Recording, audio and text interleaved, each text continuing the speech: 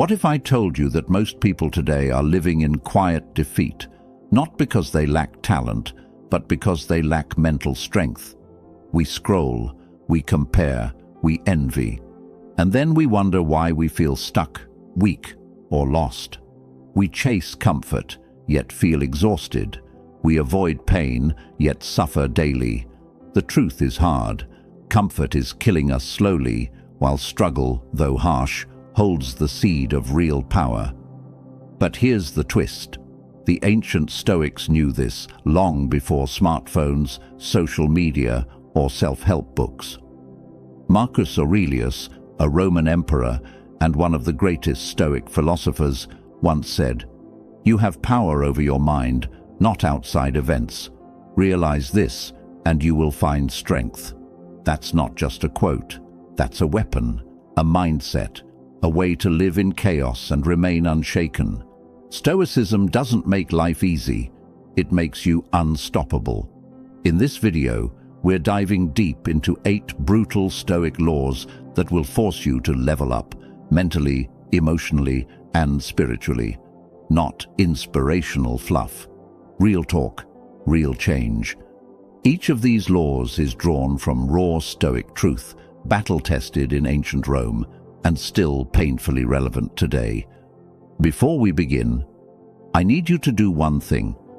If you're serious about growth, don't just sit back and watch this like another motivational clip. This isn't background noise. This is your wake-up call.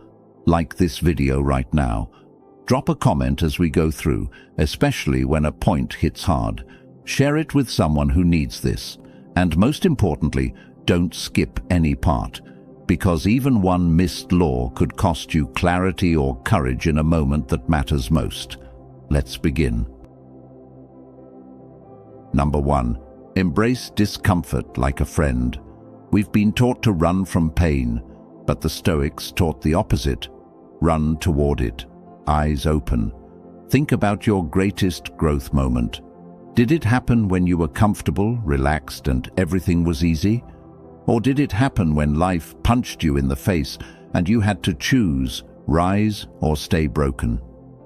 Marcus Aurelius faced wars, betrayal, illness, and still led with calm. He didn't avoid discomfort. He invited it to shape him. The impediment to action advances action. What stands in the way becomes the way. Marcus Aurelius. That's not poetic fluff. That's law. Every obstacle, a chance to sharpen your will. Every delay, a test of patience. Every rejection, a teacher of resilience. Modern life tells us, avoid pain. Stoicism whispers back, train for it. That cold shower, a test. That hard conversation, a path. That gym session when you're exhausted, that's where your character is being carved. The Stoics believed that by choosing controlled discomfort, you prepare for the chaos of life. So, when the storm hits, you're already built for it. Seneca, another Stoic, practiced sleeping on the floor, eating plain food, wearing old clothes, not out of self-hate, but self-training. Why? Because then, when life strips away your comfort, you're not shocked. You're ready. And here's the truth. Discomfort is not your enemy. It's your mirror. It shows you who you really are, and more importantly, who you're becoming. We avoid small pain today, only to suffer bigger pain tomorrow. But if you lean in, walk through that fire with awareness, something wild happens. You stop fearing the pain, and that's the beginning of freedom. From now on, see discomfort like a sparring partner. It might bruise you, but it's building you. Choose one small discomfort today and do it. No debate, cold shower, deep talk, sit with boredom. Remind yourself, this is how warriors are forged, because the only way to become unstoppable is to stop running. I want you to drop this affirmation in the comments. Discomfort is my training ground. Number 2, stop being owned by your emotions. How often do your emotions control your day? Someone says something rude, and you snap. Plans change, and your whole mood shifts. You feel lazy, so you skip the gym, the work, the discipline. It's not just you, it's all of us. But the brutal truth: if you are ruled by your emotions, you are a slave to them.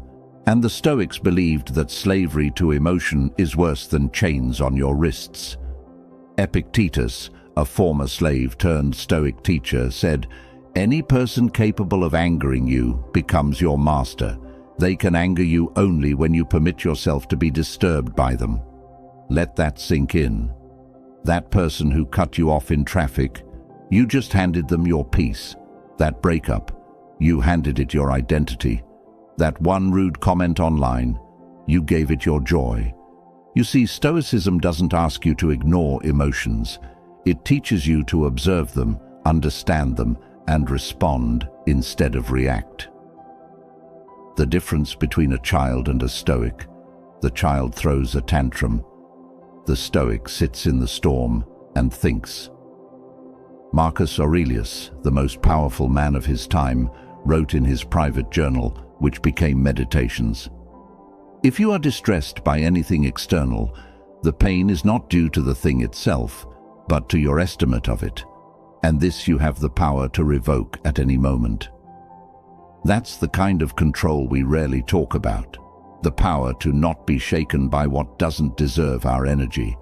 And yes, it's brutal, because it means you can't blame others anymore. You can't say, "He made me mad," or "She ruined my day." You realize it's all you. The reaction, that was your choice. But here's the empowering part: you can choose again. You don't have to be a slave to your feelings. You can feel anger without acting in anger. You can feel fear and still move forward. You can feel sadness without drowning in it. That's emotional strength. That's Stoic freedom. Try this next time you feel triggered. Pause, don't act. Breathe. Ask, is this feeling useful right now? Respond with intention. This isn't being robotic, it's being in control. When you stop being owned by your emotions, you become clear, calm, powerful. You show up steady, and people notice. You don't get pushed around by every little thing anymore. You're grounded. And in today's emotionally chaotic world, that kind of stability, it's rare, it's magnetic, it's unstoppable. Real growth begins when you stop being a puppet and start being the master. Number 3. Stop expecting fairness. Life owes you nothing. One of the fastest ways to suffer is to expect life to be fair. Let that settle for a second. You work hard, and someone lazier gets the promotion. You love deeply, and they walk away. You do the right thing, and still get punished. And then the anger comes. This isn't fair. But here's the Stoic truth. Fairness is a myth we create, not a rule of the universe. Marcus Aurelius wrote, "You can commit injustice by doing nothing." Even he, Emperor of Rome, saw injustice every day. But instead of whining, blaming, or spiraling into despair, he grounded himself in one unshakable idea. Life is not about fairness. Life is about strength. The Stoics never expected life to treat them kindly. They expected pain, loss, betrayal, change. And because they expected it, they were ready for it. Let's get brutally honest. Fairness is a beautiful idea, but it can also make you weak if you cling to it too tightly. When we say, "This isn't fair," what we're often saying is, "I don't like how this feels, and I don't want to deal with it." But here's the law. You don't grow by expecting fairness. You grow by facing reality and moving forward anyway. Look around. Bad things happen to good people. Evil people sometimes win. Effort doesn't always equal reward. That's not negativity, that's life. Now here's what separates the average from the unstoppable. The average person waits for fairness. The Stoic, they build power within so strong that nothing external can break them. This doesn't mean you become cold or heartless. It means you stop waiting for the world to treat you right and start treating yourself right, regardless of how the world behaves. Seneca once said, "Sometimes even to live is an act of courage, especially when life seems unfair. Here's what you do instead of complaining. You use the pain as fuel.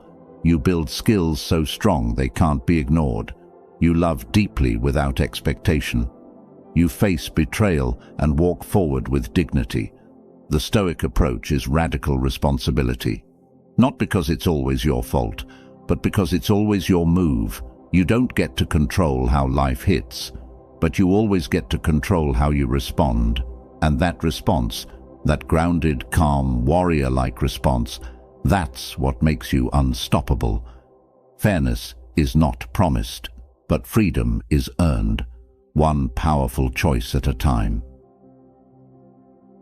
Number 4, focus on what you can control.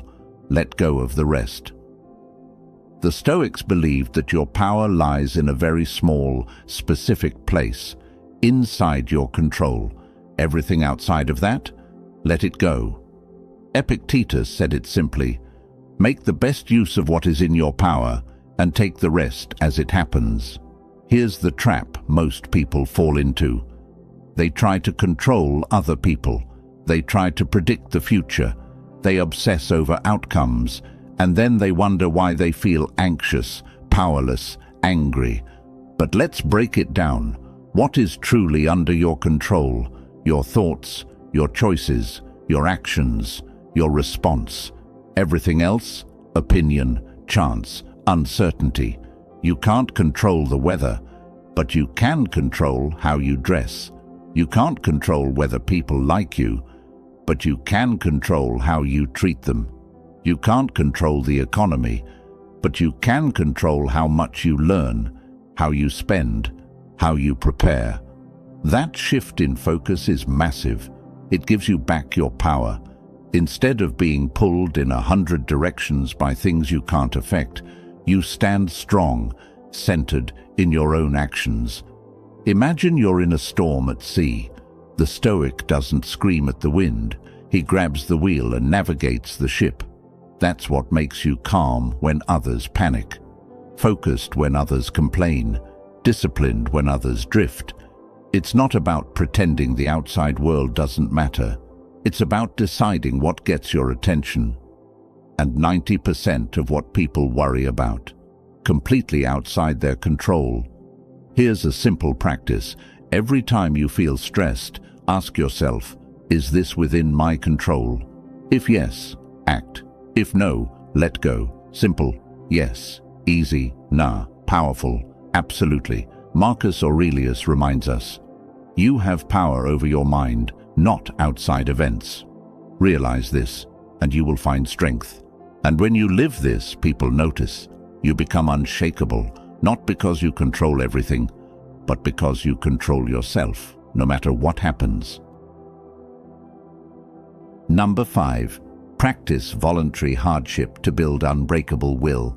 In a world addicted to comfort, discipline becomes a superpower. The Stoics didn't wait for life to challenge them. They challenged themselves first. Not to suffer, but to strengthen. Not to punish, but to prepare.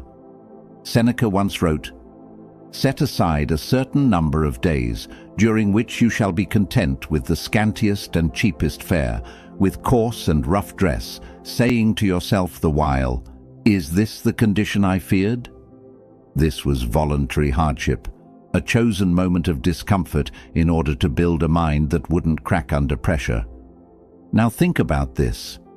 Most people today avoid discomfort at all costs. They never skip a meal. They never sit in silence. They never go without convenience. But what happens when life does get hard? They break. They panic. They blame. The Stoic. They've already trained for the hard days. They've already practiced hunger, fatigue, rejection, boredom, struggle. That doesn't make them invincible. It makes them adaptable. You don't build willpower by watching motivational videos. You build it by doing the thing you don't want to do, on purpose. Voluntary hardship could look like this. Fasting for 24 hours to remind yourself that you control your urges. Taking a cold shower when your mind screams no. Saying no to a luxury you can afford, just to sharpen your self-restraint. Waking up early to train when your body craves the bed. These small choices, they stack, and over time you become dangerous, not because you're cruel to yourself, but because you realize the truth. Comfort doesn't make you stronger, challenge does, and when hardship comes, as it always does, you don't run, you smile, because you've already walked the fire by choice. Marcus Aurelius ruled during plagues, wars, and betrayals, yet he wrote with calm and clarity. Why? Because hardship wasn't a shock to him, it was expected. And when hardship is expected, it loses its power to paralyze you. So instead of asking, how can I make life easier? Ask, how can I become stronger? Practice being hungry, practice being alone, practice being cold, tired, rejected, bored, and remaining focused through all of it. Because one day, life will throw more at you than you think you can handle, and when it does, you'll rise. Number 6, detach from outcomes. Fall in love with the process. We've been taught to obsess over results. Get the job, win the deal, hit the goal, earn the money, be admired. But Stoicism flips the script. Detach from the outcome and master your process. Why? Because the result is never guaranteed, but your effort is always within your control. Epictetus said, "Freedom is the only worthy goal in life. It is won by disregarding things that lie beyond our control." When you cling to results, you set yourself up for suffering. You hit the gym for a week, don't see abs, you quit. You launch a project, it flops, you feel worthless. You love someone, they leave, you collapse. But what if instead you fell in love with the work itself? The showing up, the writing, the building, the thinking, the learning, the effort. That's the Stoic path, because when you focus on the process, you always win, even if the result isn't what you imagined. And here's the kicker. Ironically, when you let go of needing the outcome, you start to achieve more, because you're not desperate, you're not emotional, you're not driven by validation, you're grounded in action. Marcus Aurelius wrote, "Never let the future disturb you. You will meet it if you have to, with the same weapons of reason which today arm you against the present." Meaning, stop obsessing over what might happen. Just work your process with courage, right now. If you're a writer, write, not to go viral, but to sharpen your mind. If you're an athlete, train, not just to win, but to master your body. If you're building something, build, not for applause, but for pride in the effort. The moment you tie your worth to outcomes, you become fragile. The moment you tie your worth to discipline, intention, and focus, you become unstoppable. Here's a Stoic mindset shift. Show up like the result is already done, and you're just enjoying the craft. Whether you fail or succeed, bonus. You've already won, because you did the work. Number 7, embrace death. Live with urgency and purpose. Most people live like they're going to live forever. They waste time, delay dreams, stay stuck in bad habits and worse relationships. But the Stoics meditated on death, not to be dark, but to wake up. Marcus Aurelius wrote, "You could leave life right now. Let that determine what you do, say, and think." That's not fear, that's freedom. It's the realization that life is short, and we don't get to choose when it ends. So every moment wasted is a moment we never get back. Let that hit you. You don't get to wait for someday. You don't get to keep telling yourself, "I'll do it later." You don't get to assume that tomorrow is guaranteed. The Stoics practiced something called memento mori. Remember you will die. They didn't say it to be grim. They said it to stay focused, present, and intentional. Because when you truly realize that your time is limited, you stop wasting it. You stop scrolling for hours. You stop arguing over meaningless things. You stop tolerating mediocrity, and you start creating, loving, moving. Now, not later. Seneca once said, "It is not that we have a short time to live, but that we waste a lot of it." You might not control how long you live, but you do control how deeply you live. And the most dangerous lie is this: there's plenty of time. Nah, there isn't.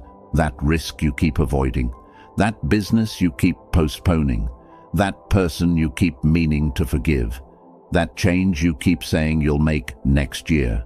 This is your moment. This is your time. The Stoic doesn't ignore death. He stares it in the face and says, "You will not catch me sleeping on my life." This awareness doesn't make you anxious. It makes you alive, because the person who truly remembers death speaks truthfully, loves openly, works with urgency, lets go of ego, stops fearing failure, because the ultimate failure is a wasted life. Live like you're on borrowed time, because you are. And when you do, you become magnetic, focused, powerful. You don't chase cheap validation. You move with purpose.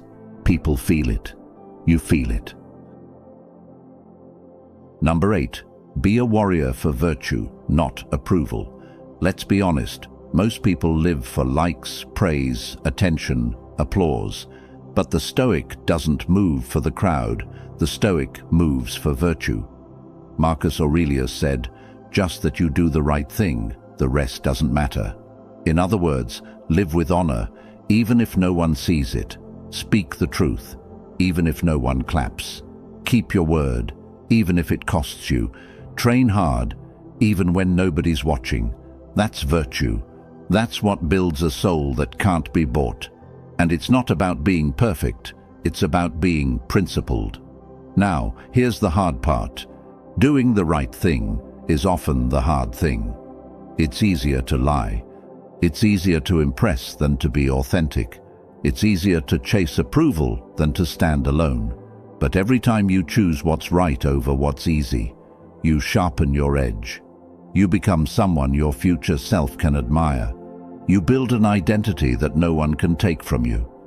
Seneca reminds us, "I will govern my life and thoughts as if the whole world were to see the one and read the other." That's power.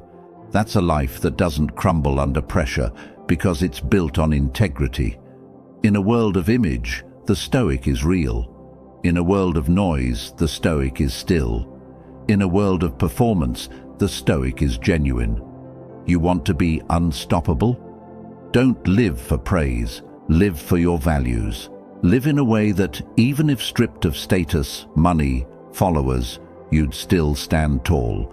Because the moment you stop needing the crowd, you become the kind of person they follow anyway. Be the warrior for what's right, not what's popular. And even if you walk alone, walk like it's the only path that matters. If you've made it this far, it means something deep inside you is ready to evolve, to leave behind the distractions, the weakness, the emotional chaos, and step into something greater, not perfection, but power, not domination over others, but mastery over yourself. That's the Stoic path. It doesn't offer you comfort. It offers you clarity. It offers you direction.